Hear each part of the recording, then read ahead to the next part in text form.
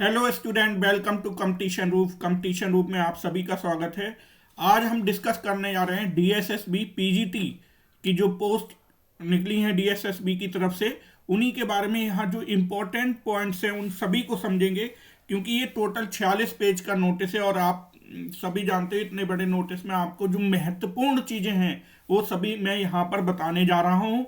और इससे पहले मैं आपको ये बताने जा रहा हूँ कि अगर आप टीचिंग एग्जाम्स की प्रिपरेशन कर रहे हैं तो हमारा ऐप डाउनलोड कर लीजिए। उस पर सभी टीचिंग एग्जाम्स की जो भी टीचिंग एग्जाम्स हैं उन सभी की तैयारी प्रॉपर तरीके से कराई जाती है।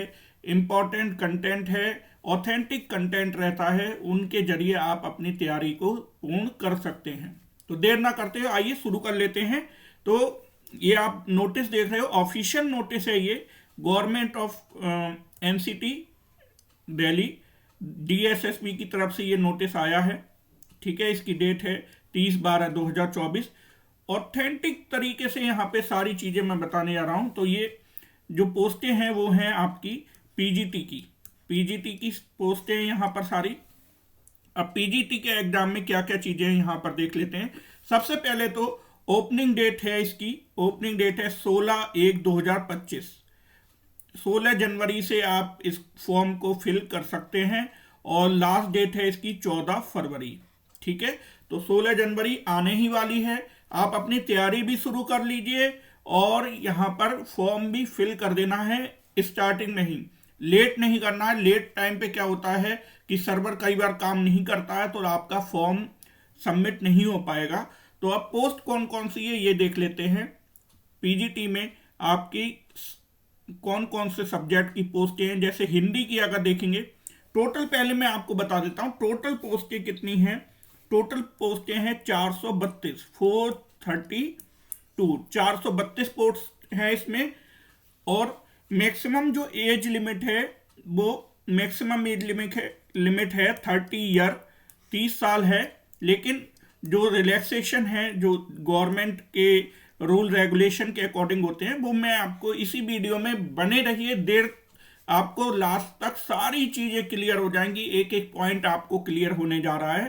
तो इसीलिए आप यहाँ वीडियो को पूरा एंड तक देखना बहुत ज़्यादा जरूरी है। ठीक है, तो पीजीटी हिंदी मेल है, मेल इसकी 70 पोस्ट है और फीमेल की 21 पोस्ट है। ठीक है, हिंदी की हो गई। हिंदी के बाद है मैथ। मैथ में हम देखेंगे कि मेल की 21 हैं और फीमेल की 10 पोस्टें हैं। उसके बाद फिजिक्स की पोस्टें हैं, पीजीटी फिजिक्स है। फिर देन आप केमिस्ट्री देख सकते हैं, यहाँ पे केमिस्ट्री की पोस्ट हैं। केमिस्ट्री के बाद है आपका बायोलॉजी की पोस्ट है, मेल की 1 है और फीमेल की 12 हैं। ठीक है, पीजीटी बायोलॉजी। और फिर इकोनॉमिक्स की काफ़ी अच्छी पोस्टें हैं, 60 पोस्टें हैं मेल की और 22 पोस्ट है फीमेल की।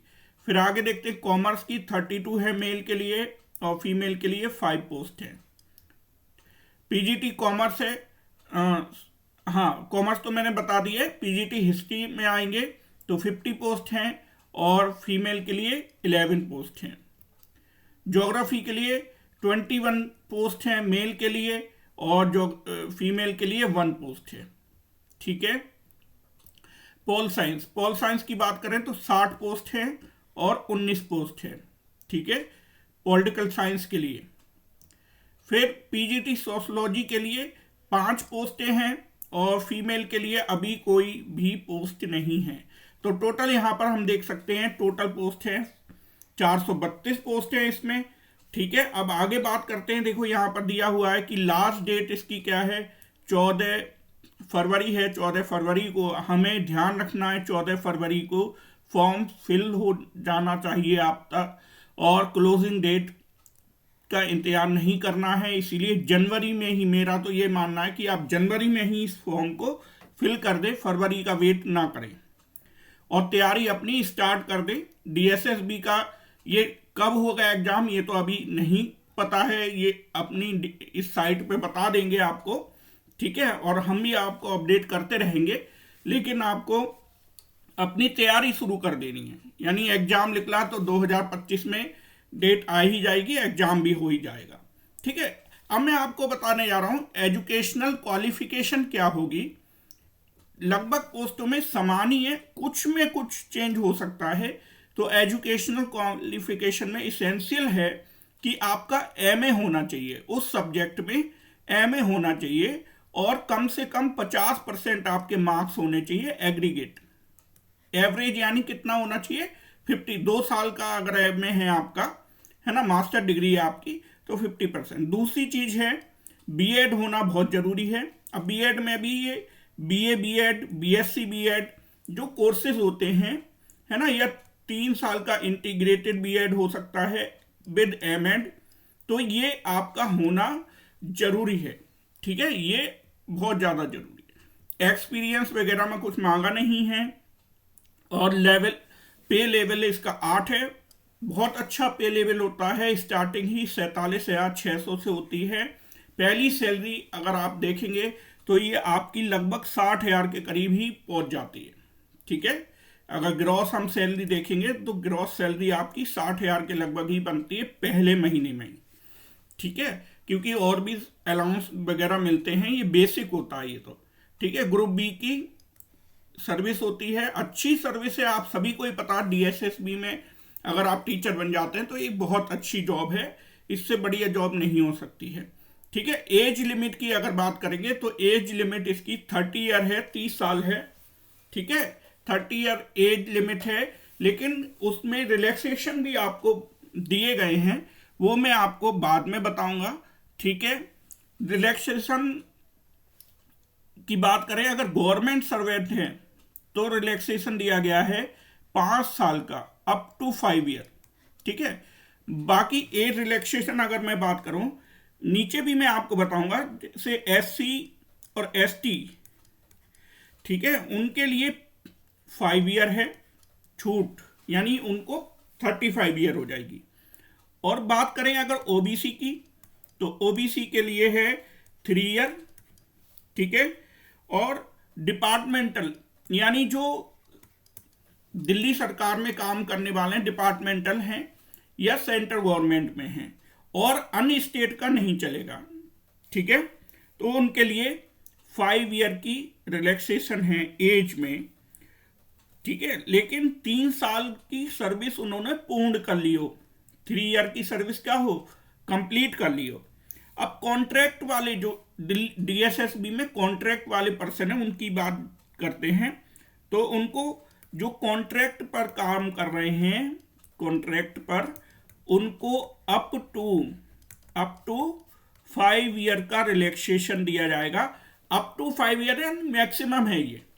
ठीक है, डीएसएसबी ने सभी को, मतलब अगर 30 है तो रिलैक्सेशन अप टू इसमें कितना दिया है, 5 ईयर दिया है। कॉन्ट्रैक्ट के केस में अगर आप कॉन्ट्रैक्ट पे वर्क कर रहे हो दिल्ली सरकार में, यानी यदि आप टीचर भी हैं तब भी आपको 5 साल ही मैक्सिमम ये छूट दी जाएगी। बाकी जो एज होगी, एज का क्राइटेरिया थोड़ा थोड़ा डिफरेंट है। जैसे अगर आप टीचिंग जॉब में हैं, अगर आप ऑलरेडी टीचर हैं डीएसएसबी के किसी स्कूल में, तो आपने जितने ईयर, जैसे सपोज करिए आपने 2 साल एज ए कॉन्ट्रैक्ट काम किया डीएसएसबी में, तो 2 साल आपको एज रिलैक्सेशन मिलेगा। लेकिन उसमें भी क्या है, हर साल आपको 120 डेज, 120 दिन आपने काम किया हो वहां पे, मतलब उस स्कूल में वो। तो इस तरह से इसमें आपको एज रिलैक्सेशन दिया गया है। ठीक है, तो ये लगभग सभी में सेम है चीजें जो मैंने आपको बता दी है एज के बारे में, क्वालिफिकेशन के बारे में। अब कुछ और इंपॉर्टेंट महत्वपूर्ण चीजें, एक तो ये जो भी हम देख रहे हैं, ये 14 फरवरी 14/2/2025, ठीक है, 14/2/2025 ये डेट है। इस डेट तक क्वालिफिकेशन आपकी होनी चाहिए, चाहे एज हो चाहे एजुकेशनल क्वालिफिकेशन हो।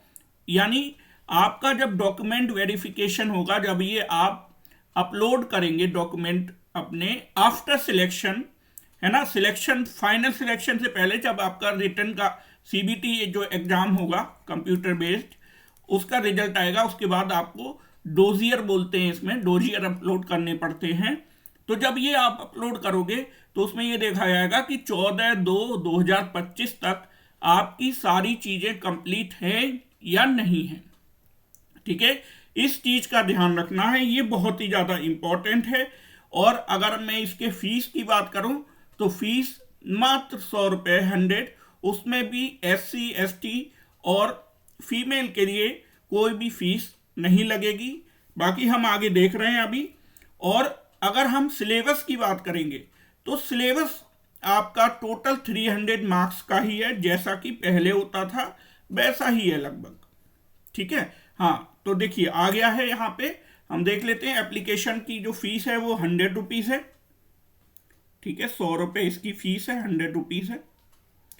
वुमेन्स जो कैंडिडेट हैं और SC ST और PWBT एक्स सर्विसमैन कैटेगरी के लिए कोई भी फीस नहीं है। ठीक है, ये हो गया। अब मेन जो सबसे इंपॉर्टेंट चीज है कि भाई इनका सिलेक्शन प्रोसेस कैसा है, एग्जामिनेशन की स्कीम क्या है। तो मैं आपको बताऊं कि सबसे पहला जो प्रोसीजर है वो है CBT एग्जाम होगा। एग्जाम कैसे होगा? कंप्यूटर बेस्ड एग्जाम होता है। ठीक है, कंप्यूटर बेस्ड एग्जाम है। इसमें जो 3 घंटे का एग्जाम होगा, टोटल MCQ कितने होंगे? 300 होगा, यानी और मार्क्स कितने होंगे? 300 होंगे। ग्रांड टोटल 300 है। ठीक है, अब इसमें क्या है, यानी एक क्वेश्चन का अंक कितना होगा? एक क्वेश्चन का अंक होगा 1। टोटल 300 क्वेश्चन पूछे जाएंगे। अब ये जो 300 हैं, 300 को 2 पार्टों में डिवाइड किया गया है। पहला है 100 क्वेश्चन, फिर दूसरा है 200 क्वेश्चन। ठीक है, 100 क्वेश्चन कॉमन पेपर हो गया और 200 क्वेश्चन का सब्जेक्ट हो गया, आपका जो भी सब्जेक्ट होगा, है ना, चाहे वो हिंदी हो या आपका ज्योग्राफी हो, हिस्ट्री हो। अब जो कॉमन पेपर है उसमें क्या क्या चीजें, पहले हम ये देखते हैं। MCQ of 1 mark each, her question का कितना है ये मैंने बता दिया। पहले नंबर पे है मेंटल एबिलिटी और रीजनिंग, तो रीजनिंग के क्वेश्चन आएंगे इसमें। फिर है जनरल अवेयरनेस, फिर इंग्लिश, फिर हिंदी और फिर मैथ और DI डाटा इंटरप्रिटेशन। ठीक है, और टोटल मार्क्स कितने हो गए हमारे? 100 मार्क्स हो गए। हर सेक्शन के कितने हो गए? 20, यानी हर सेक्शन से, यहां पे ये चीज ध्यान रखने वाली, 5 सेक्शन है, 20 पंजे 100, तो हर सेक्शन से 20 क्वेश्चन होंगे आपके। ठीक है, फिर बात कर लेते हैं सेक्शन 2 है, 200 क्वेश्चन है, 200 मार्क्स हैं, यानी ये टीचिंग सब्जेक्ट से आपके क्वेश्चन इसमें पूछे जाएंगे। ठीक, अब हम बात करते हैं और क्या क्या महत्वपूर्ण इसमें चीजें हैं। तो मैं आपको बता दूं, सबसे महत्वपूर्ण है ये पॉइंट ध्यान रखना है कि जो 0.25 क्या है? निगेटिव मार्किंग है। 0.25 निगेटिव मार्किंग है हर आंसर के लिए। ठीक है, तो अगर आपका सीधा सिंपल, इसका मतलब क्या होता है, अगर आपने 4 क्वेश्चन गलत कर दिए तो आपका एक सही क्वेश्चन क्या हो जाएगा? कट जाएगा। नेगेटिव मार्किंग है ना। नेगेटिव मार्किंग कितनी है? 0.25। ठीक है, तो इतना आपको आई थिंक समझ में आ गया होगा। हम डिटेल में चीजें समझ रहे हैं, हम हर चीज को मैं आज क्लियर कर दूंगा इस वीडियो में कि आपको क्या क्या करना है, क्या चीजें आपको ध्यान रखनी है जो फॉर्म आप फिल करेंगे उससे पहले। दूसरी एक इंपॉर्टेंट बात आती है कि मिनिमम क्वालिफाइंग मार्क्स हैं इसमें। जैसे अगर सबसे पहले तो आपको ये देखना होगा कि मिनिमम क्वालिफाई अगर आप नहीं करते तो आप तो वैसे भी मेरिट, और आज के टाइम पे इतना ज्यादा कंपटीशन है हर एग्जाम में कि आपको ये तो, अगर इससे कम आया तो आपकी कॉपी जो है आगे बढ़ेगी ही नहीं। कॉपी नहीं बढ़ने का मतलब ये है कि आप मेरिट में आएंगे ही नहीं। अगर आपने 40%, जैसे लास्ट वाला कभी कभी सिलेक्ट हो जाता है ना, कुछ नंबर से अगर रह गया, लेकिन 40 से कम होगा तो आप मेरिट में ही नहीं आओगे। ठीक है, तो जनरल EWS की मिनिमम जो कट ऑफ होगी वो 40 होगी, OBC दिल्ली 30, जो ओबीसी दिल्ली के नहीं होंगे वो तो जनरल में ही कैलकुलेट होंगे। SC ST और इनकी PH की 30% है, एक्स सर्विसमैन की 5% रिलैक्सेशन और दिया जाएगा इन सभी कैटेगरी में एक्स सर्विसमैन को। ठीक है। अच्छा, अब आगे बात करते हैं कट ऑफ। फिर भी चेंज हो सकती है। देखो, minimum cut off marks any post के अकॉर्डिंग भी ये लोग देखते हैं इसमें। ठीक है, तो ये चीजें आपकी यहां पर हो गई हैं। अब मैं देखता हूं कि आपके लिए और भी कोई इंपॉर्टेंट अगर चीज है इसमें तो मैं आपको बता देता हूं इसमें। बाकी आप ध्यान रखें कि भाई हमारा एक टीचिंग ऐप है, और आप अगर तैयारी करना चाहते हैं टीचिंग एग्जाम की तो आप कंपटीशन रूप के नाम से उसको गूगल प्ले स्टोर पर सर्च कर सकते हैं और उसको डाउनलोड कर लीजिए। ठीक है, और इसके अलावा भी आप हमारा जो चैनल है ये कंपटीशन रूप, इसको फॉलो कर लीजिए, सब्सक्राइब कर लीजिए। इस तरह की ऑथेंटिक और बेस्ट न्यूज आपको मिलती ही रहेगी इस पर।